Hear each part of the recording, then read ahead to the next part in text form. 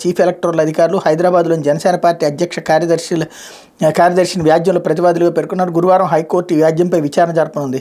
గాజు గ్లాసును free సింబల్గా 2023లో EC ప్రకటించిన వెంటనే ఆ గుర్తు కోసం మొదటగా దరఖాస్తు చేశానని పిటిషనర్ పేర్కొన్నారు. దాన్ని పట్టించుకోకుండా జనసేనకు పార్టీ గుర్తు కేటాయిస్తూ 2023 ఆగస్టు 18 ఏడాది జనవరి 24న ఈసీ ఉత్తర్వులు జారీ చేసిందన్న తమ పార్టీ గాజు గ్లాసు గుర్తును కేటాయించేలా ఆదేశించాలని కోరారన్నటువంటి వార్తని ఇక్కడ హైలైట్ చేశారు. లేకపోతే సమస్యకు సమ్మె పరిష్కారం కాదు, న్యాయస్థానాల్లో పోరాడారు న్యాయవాదులకు హైకోర్టు సూచన. విచారణ నెల 14 రాష్ట్ర ప్రభుత్వం కొత్తగా తీసుకొచ్చిన భూ యాజమాన్య హక్కు చట్టం అనుబంధ పిటిషన్పై అతికించేందుకు తెచ్చిన ₹20 వెల్ఫేర్ స్టాంప్ తదితర అంశాలపై రాష్ట్ర వ్యాప్తంగా న్యాయవాదులు విధులను బహిష్కరించి సమ్మె చేయడంపై హైకోర్టు తీవ్ర అభ్యంతరం తెలిపింది.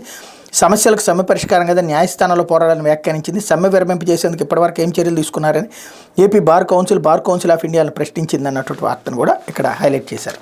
ఇకపోతే 7 రంగుల ఆంధ్ర ధనస్సు అంటూ అన్ని వర్గాల అభివృద్ధి సంక్షేమం ధ్యేయంగా 2.86 లక్షల కోట్లతో ఓటాన్ అకౌంట్ బడ్జెట్ అంటూ స్వోత్కర్షతో కూడినటువంటిది వీళ్ళు రాసుకొచ్చారు.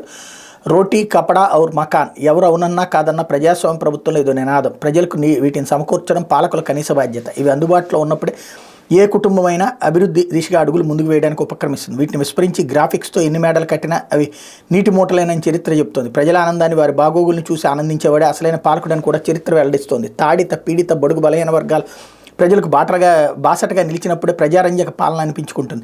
విద్య, వైద్యం, వ్యవసాయం 3 రంగాల్లో చేయూత అందిస్తే చాలు ప్రజలు స్వయం సమృద్ధి దిశగా అడుగులేస్తారని విశ్వవ్యాప్తంగా విఖ్యాత ఆర్థిక నిపుణులు నొక్కి వక్కాణిస్తుండడం తరచూ వినిపిస్తుంది.